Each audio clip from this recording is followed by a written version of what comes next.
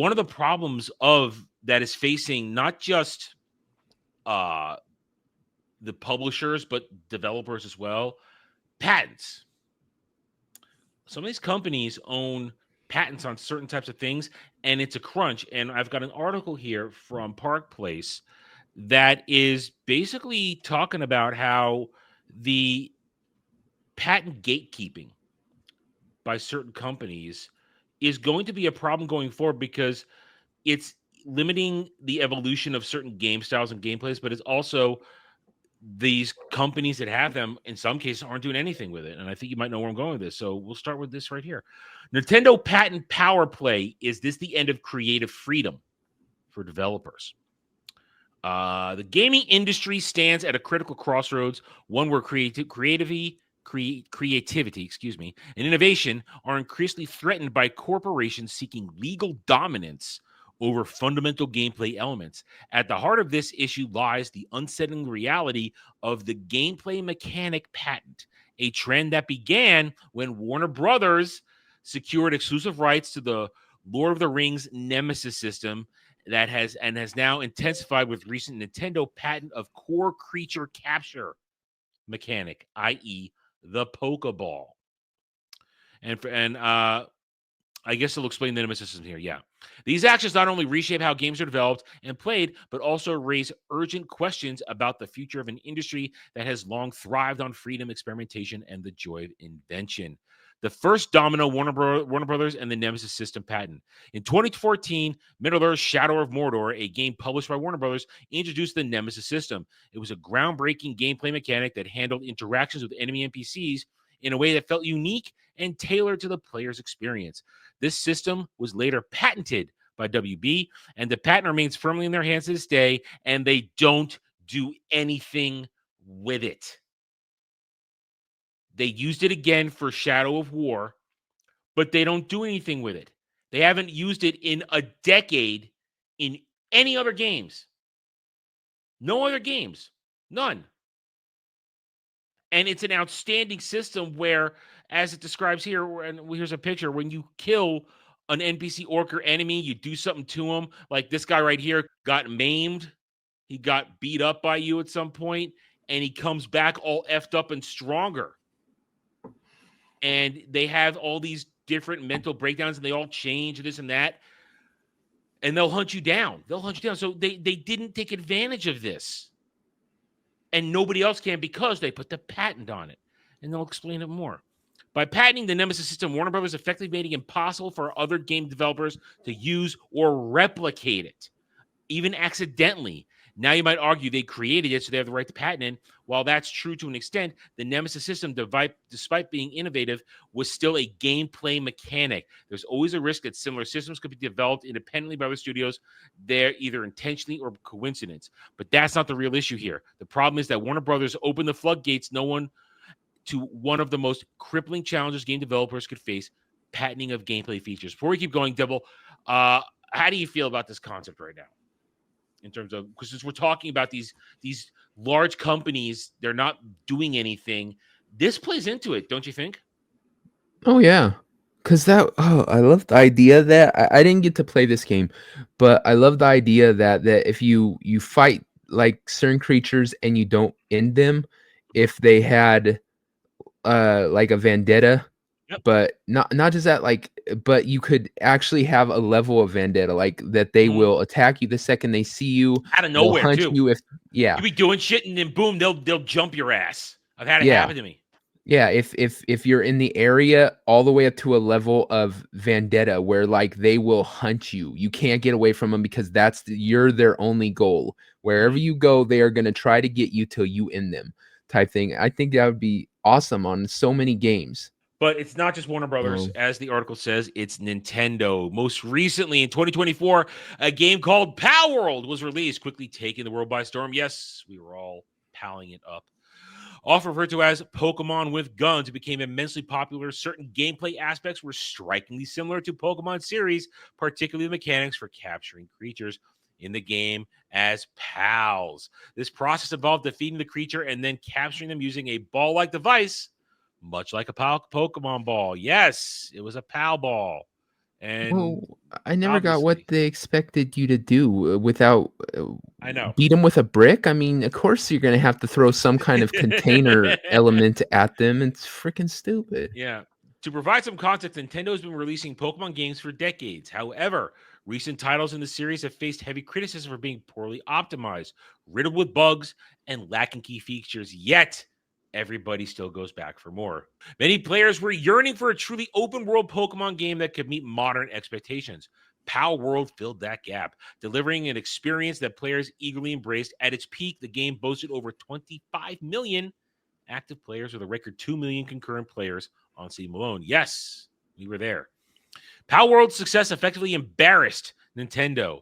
In response, Nintendo took a drastic and controversial step. Now, before when this was all going on, at the time, we were all theorizing that there had to be some sort of backroom deal, which Nintendo was looking the other way, thinking, "Oh, these guys, we're just going to let them do it. It's not going to make a deal." But apparently, we were wrong. That was kind of very, I guess, naive thinking.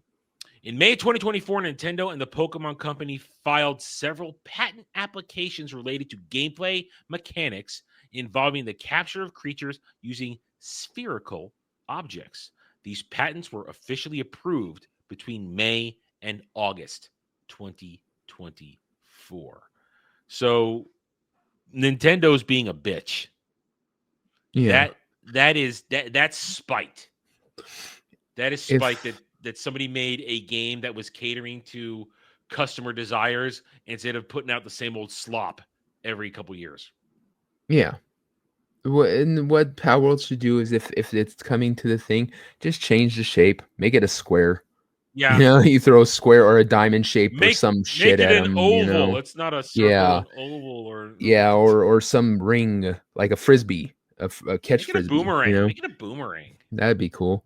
Actually, yeah. Um, I think I really want to go back to this because Mm, like when this first came out, the lawsuits, everyone was talking about the stuff they've added to it, and mhm. I don't. When you guys were playing this, I wasn't able to Yeah. join you guys, which really Well, sucked. it was a bit of a disaster when we were playing it because there were still so many bugs. It was glitching Yeah, like hell. And even though Static did his best with the private server, it really was a struggle because it was horrible lag. Now they fix it, and now apparently they have dedicated servers, private servers of their own. Now, if I play it, I'd have to rebuy it for the PlayStation 5 because I can't play it on the old girl. She can't, she could barely run it at the time. So I'd yeah, I have to remember the rebuy same. it. I'd have to rebuy it. But I'd go back. By patenting such basic gameplay mechanic, Nintendo has further solidified a trend that could stifle creativity across the industry. This action not only undermines the innovative spirit of game development, but also raises the question of how far corporations will go to eliminate competition and protect their intellectual property. The patent crisis, Nintendo's impact on the future of gaming. Patenting gameplay mechanics will kill creativity in game development. Imagine if a game company patented the third person perspective. Wow, that's a pretty good argument there. Even worse, the ability to heal yourself with medkit marked with a red cross. You might think such patents would be too vague or impossible to enforce, but consider Nintendo has done this year. Not only has their patent been approved, but it has also been retroactively applied to a game that was already released. If you still think this is far fetched, take Palworld as an example. As of today, Palworld has removed the feature that allows players to capture creatures with a spherical ball. Whoa, I didn't know that. I didn't know that. If you log in now, you'll find that the ball throwing capture mechanic is gone. Nintendo patent has already been had a tangible impact on the gaming world. That was crucial to the game because one, you had to manufacture the balls, and then you had to have good timing and take a Yeah, chance throwing it. While Powell's developers were initially in a legal battle with Nintendo over the patent infringement, the real concern is how other publishers are now watching this unfold. Competitors see that even established games are being forced to change or modify their mechanics to avoid lawsuits. This is where the danger lies. Nintendo's actions have set a precedent that goes beyond protecting intellectual property. They've created an environment where publishers can weaponize patents to stifle competition. Unlike Warner Brothers, whose patent on the Nemesis system could be compared to guarding their own recipe, the Nintendo patent essentially grants them sole ownership over a gameplay mechanic widely used in Power World and many other games. This opens the floodgates for publishers to rush to patent office, not just to safeguard their own features, but to use these patents as a tool to crush competitors. And as gamers, we're letting this happen. Uh I guess, yeah, nobody, no, I mean, did anybody really shout down Nintendo when they started to do this? No, but Nintendo. The thing is Nintendo's not even the first one Yeah. because you had the same thing with PUBG. Did this to Fortnite.